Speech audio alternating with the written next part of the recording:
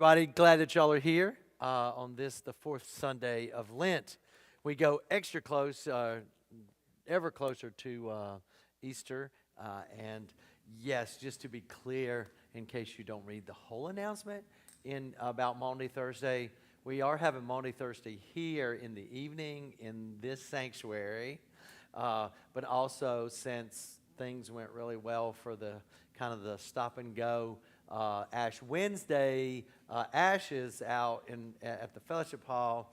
We're going to do a kind of a stop and go, read a passage, and have communion for folks in the morning as well. Those folks who are we had some of our folks who didn't want to drive at night or didn't feel comfortable driving at night, so they came in the morning for Ashes. And there could be the same thing. I know the time changes probably may have helped the evening some, but still, we have folks who come here from the community for the exercise classes, so we thought we'll have a passage in communion for that as well. So Maundy Thursday. So it's trying to offer as much as we can to different set of folks, and there we go. But we will have the confirmation class will be really involved in Maundy Thursday this year. We're excited about that. We'll be handing them out their pieces of the service today and after in confirmation class. So we're really excited just to have that going as well. So we stay with John. Last week, remember, we had a really long passage.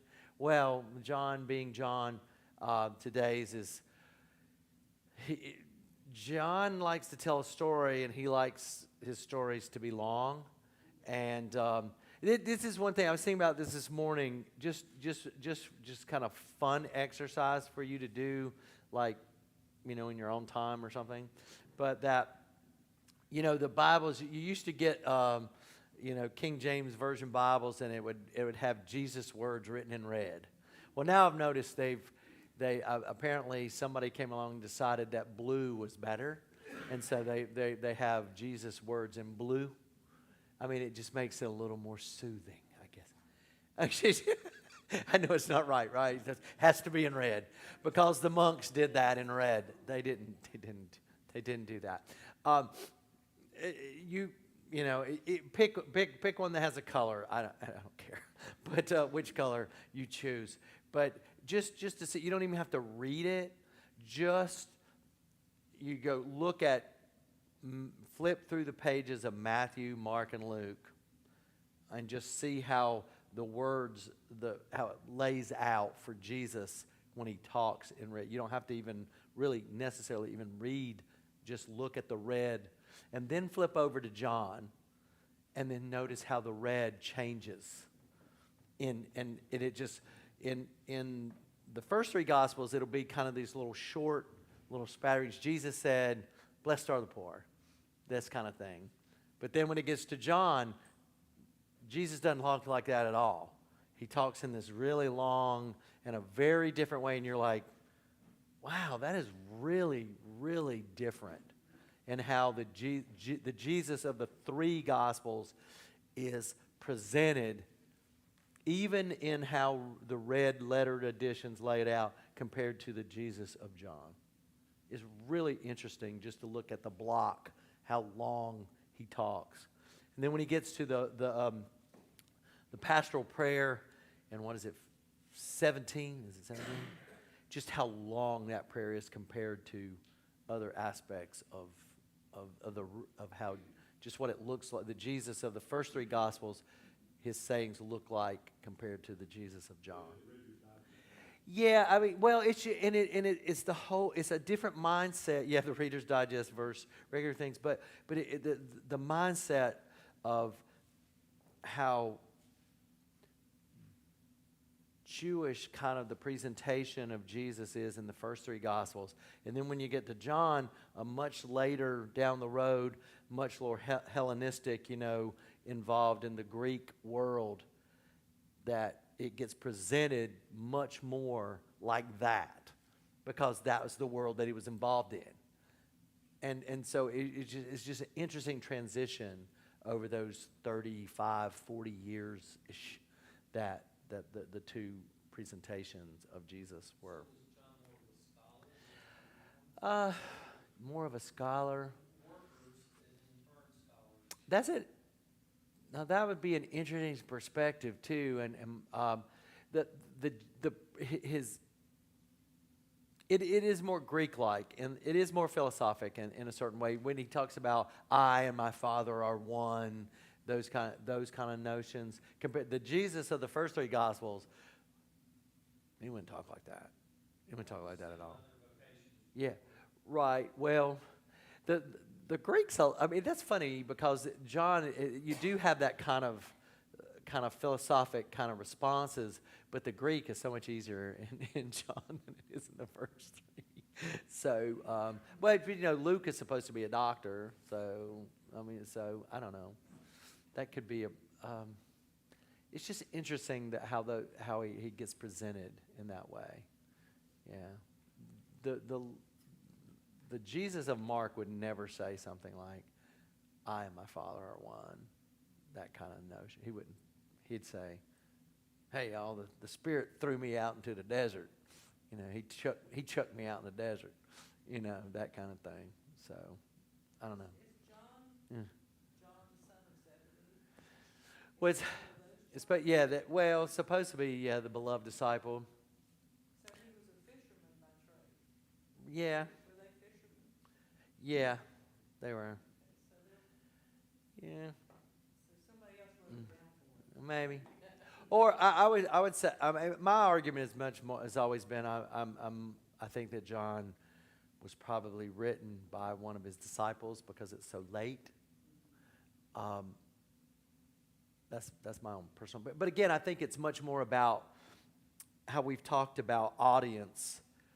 You know, first audience, second audience, and then kind of like third audience is the way I describe it. I don't know if anybody else would say it that way. Some of my professors might go, "Oh, brother," but I mean, I think that the audience that John is presented for so much later, basically around the turn of the century, and it's just a much more Hellenistic kind of group of people, and they wouldn't necessarily hear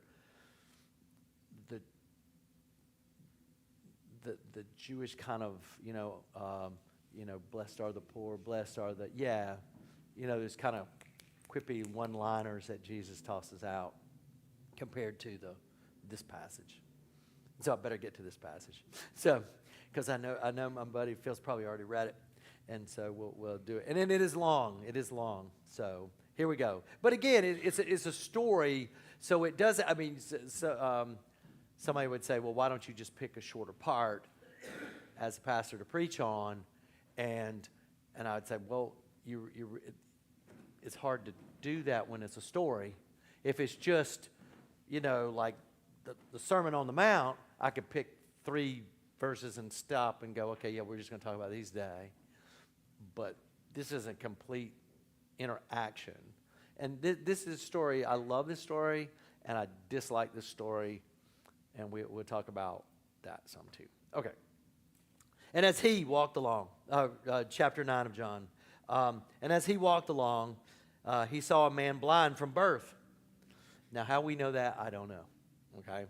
But his disciples asked him, "Rabbi, who sinned, this man or his parents, that he was born blind?"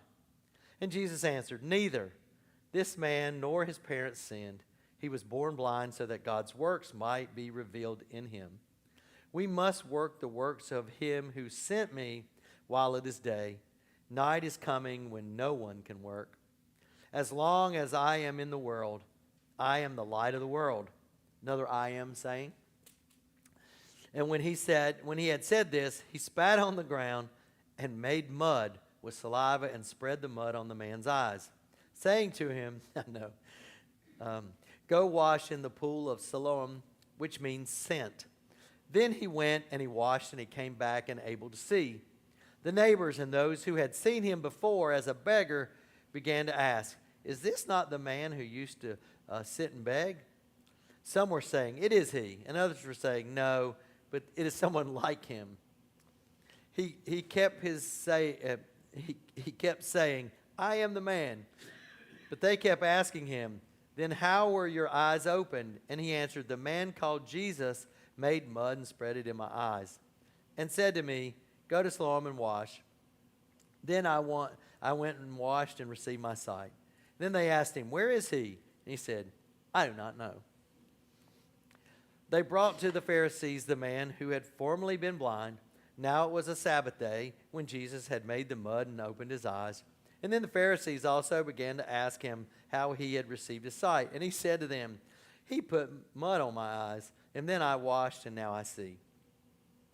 Some of the Pharisees said, this man is not from God, for he does not observe the Sabbath. But others said, how can a man who is a sinner perform such signs? Notice again, he used the word signs, not miracles. That's John's way of doing that. They were divided. So they said again to the blind man, what do you say about him? It is your eyes he opened. And he said, he is a prophet.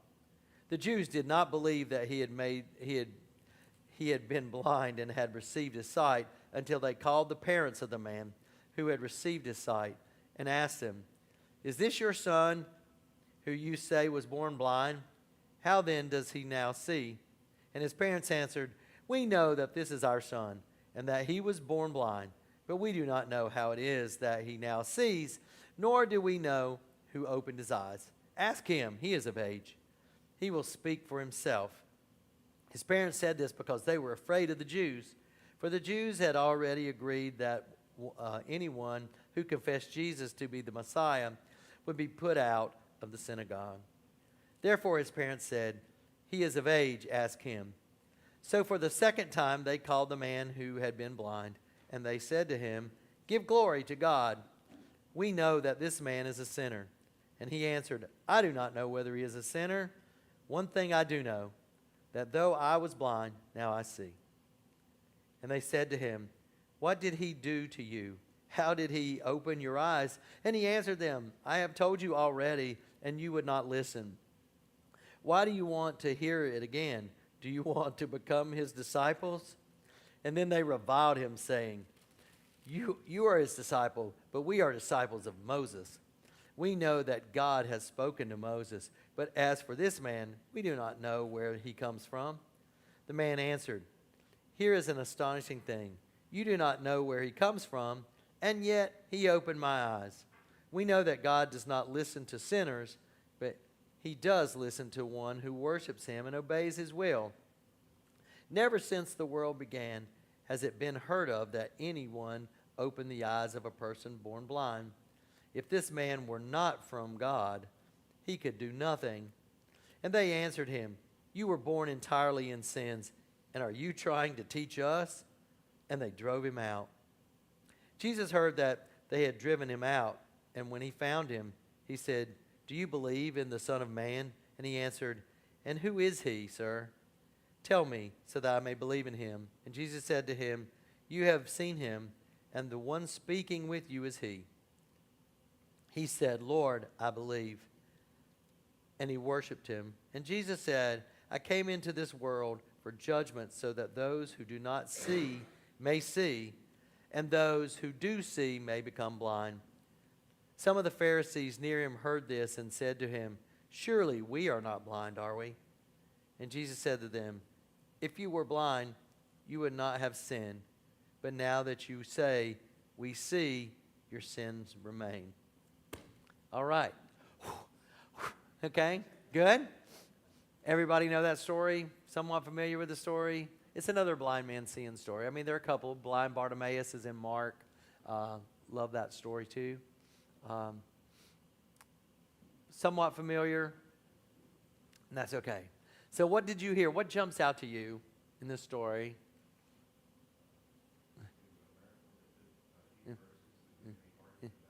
That is a great observation. It was a miracle, and again, John calls them signs, not miracles, but it's a miracle. But his meaning to the miracle is that it's a sign pointing to, as he said at the beginning, that God's glory may be revealed here. That's the issue. It's not just Jesus is out, having fun, going, ooh, watch this, bing, get your sight back. You get your sight back. Everybody gets their sight back today. And you go, oh, that was so neat. He's like, there's a reason here. This is pointing us somewhere. So it's a miracle story that takes about like this, and then suddenly, boom, all hell breaks loose, right? It's like, huh? Well, they don't. The issue, it becomes a struggle over what is going on here, right? Yeah, the parents. All right. I love this. Thank you, Ashlyn, bringing in the fairness of a story again. Oh, who knew she would do that? I mean, she's Ashlyn's always looking for the fairness, and I love it. That's why I told you I love this story because of the sight blindness image that goes on. I've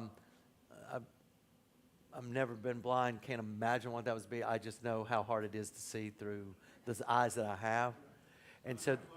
I mean, just right. Just how close. When I get up in the morning, I go, "Whoa, where is everybody? Where is everything?" Until I put my glasses on. But that part is just, I love that image about sight and clarity, and you get the metaphor of sight is faithfulness. Blindness is we've lost our way. I love that part. The sad part about this is this what Ashlyn is pointing out in the parents. The parents throw him under the bus, and we're told why. They tell us why. Because, and this is much more the second audience. This is directed at that second audience more than the first, than the actual happening.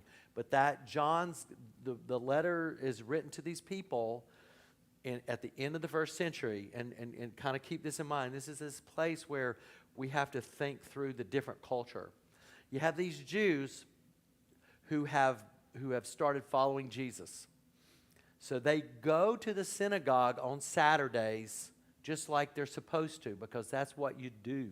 That's what Jewish folks do. And they're faithful and devout. But when they go to the synagogue on Saturday, the Sabbath, but as Christians, Jewish folks who have been converted to Christianity, they're also gathering together on Sunday night with their Christian group and their home group. But going to the synagogue, what happened was they started talking about Jesus in the synagogue, and they started kicking them out. They started throwing them out of the synagogue. And so that's kind of where this story is about this guy over here, but it's really also about what's going on in their time all these years later. Okay, what else happens to them other than kicked out of the synagogue? They get kicked out. No, I mean, they're just, Throughout pretty much. I mean, that's kind of what, excommunication really kind of is.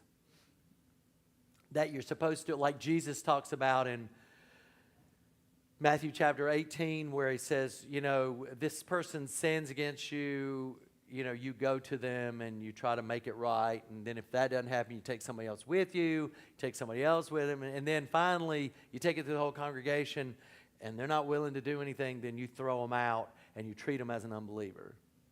It's like in Pennsylvania, Amish, the shun thing. Shun, unshun.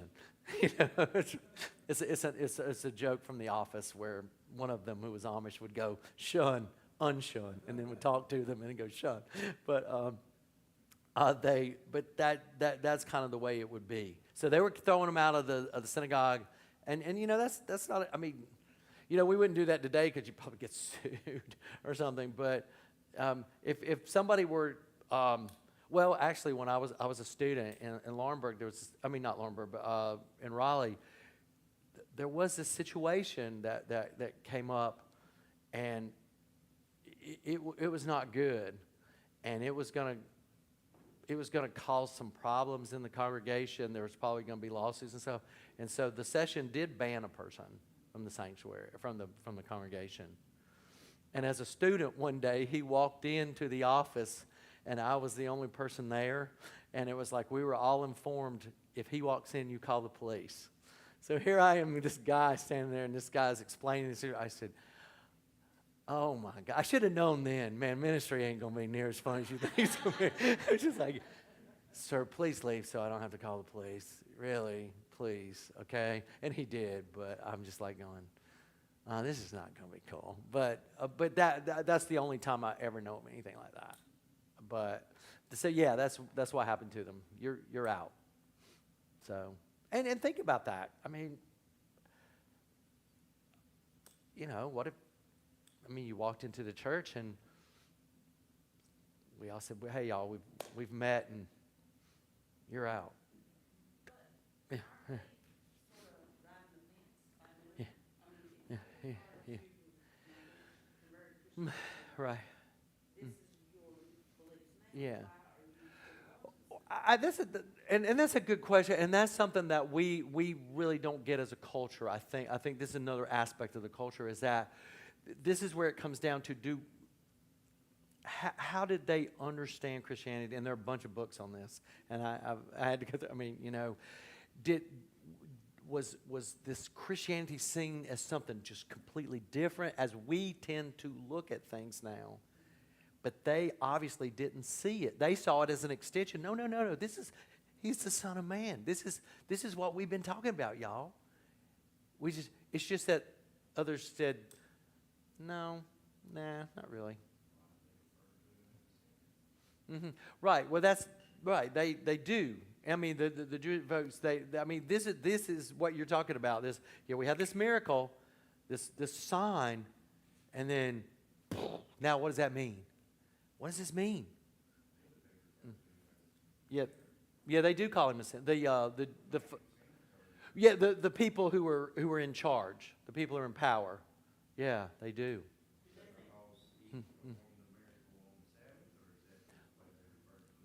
Okay. Well, actually, because he went against the rule that this is not the rule. You can't do work on the Sabbath. Yeah.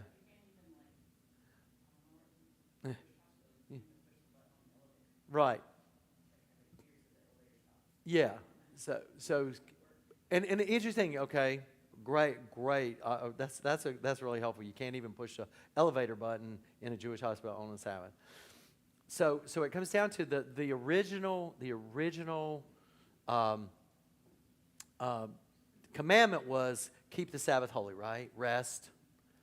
But notice that one you have something like that. You have, hey y'all, keep the Sabbath holy. And now we start going, okay, what does that mean? How does that work? What do we do? Is this work? Is this not work? And then who has to make the decisions? Oh yeah, I'm well, I guess. Yeah, right. And then you see how the notion of that is, how does this larger commandment play out? Thou shalt not murder. Or you run over somebody in your chariot and they go, thou shalt not murder. You say, it was an accident. He was, and then you go, okay, yeah, well, these apply. So this one commandment, keep the Sabbath holy, we all go, how do we make that work? And then you have to start making, decisions as a collective to what does that mean. And that's why by the time Jesus shows up, those 10 commandments have become 613. Because we honor your father and mother. What I might call honor, you might call, oh my God. It just becomes into this really crazy, how does the rubber meet the road? Hey, Jesus, hey, love one another. And we all go, yeah. And that's easy to say. And then it comes down to this practicality of how does it work out. And so that's that's a part of this. Who's in charge? That's a part of the argument that Phil's talking about. Hey, he did work on the Sabbath. He spit into the ground and put on the guy's eyes. And we go, that's work? Seriously? Or is that control?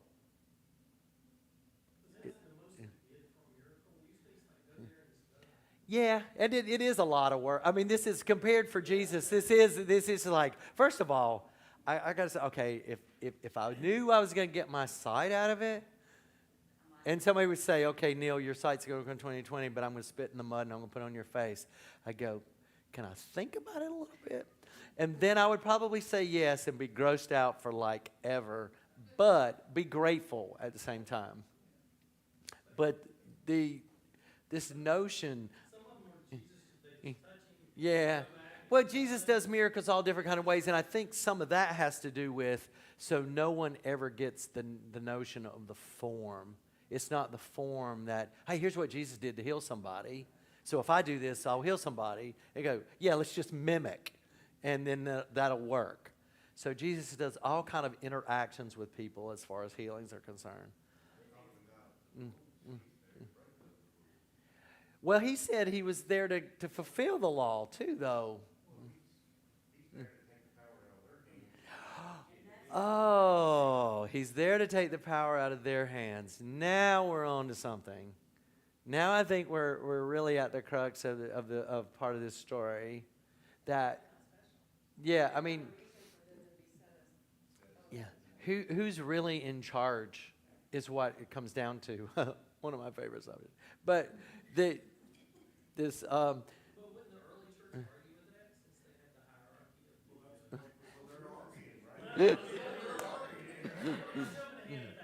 Yeah. Well, I think that, but you're right. The church, I think that we have we're that is the constant struggle. Yeah, and that's right. Oh yeah, if you're a sinner, there's no way. And but then there's this argument. Whoa, wait. Then they back themselves in the corner. He's a sinner. Oh really? Then how did he do this? Oh yeah, there's a problem. You know. How do we get out of this?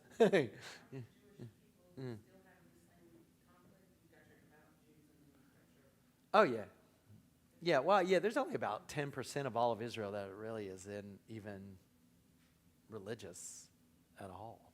I mean, it's not that big of a. It is. We have some friends. Saw them the other day at the funeral. They came to a Christian funeral because they were just. That's just who they are. They're amazing people, but they were. But you know, they have those conversations. It's great to have a conversation with them because they're open to have this dialogue. It's really kind of neat. But it's a struggle for every kind of religion. And oh my gosh, I've only got 3 minutes, y'all. So that here we are, like who is in charge in this passage, and who's got control, and that's a part of what this is. This whole struggle of we have to have some kind of rules and structure. Nobody's arguing with that. But yet, where is it that the Spirit kind of comes and kind of has this point of how that works? How can we maintain some sense of order, but also allow the Spirit to move? And that is the tension. It's the tension of the faith. How do we keep order, but also go, oh wow, that works. Seriously, all the time. And so to me, there's a real sad ending to this story, because in the end, this guy, all he did was get healed. He didn't ask for it. He didn't do anything to get it. Well, he was... Right, but he didn't walk up to Jesus and go, hey man, how about spitting in some dirt and putting it on my face and I'll be healed? He walked into this, and you go, oh look, this is back to my wonderful saying of people on TV preachers go, come to Jesus and it'll solve all your problems. And I'm like, come to Jesus and it'll get you thrown out of your community. No. Right, which is also another notion. Yeah, and also the silliness of that statement is, who sinned, him or his parents? He's blind from birth.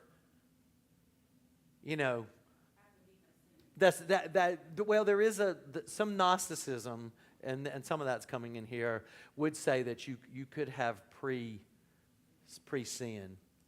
You know, sin in the womb. I don't know. I don't know.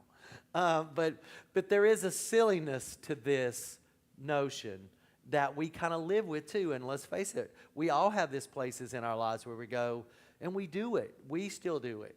We go, boy, I don't know what I did, but I'm paying for this. Now, we can also argue another point too.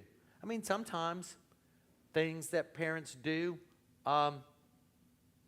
prior to birth can cause a lot of effects. They can. I mean, that's an issue too, and we see how that plays out. And as I point out in the sermon today, now I don't say that my parents had their issues, God, but their eyesight, both of them had bad eyesight. That's why I have bad eyesight. But that's not sin. That's just genetics. I mean, that's just the way it goes. You know, our daughter wears glasses too. She has a lot better than we do, but never mind.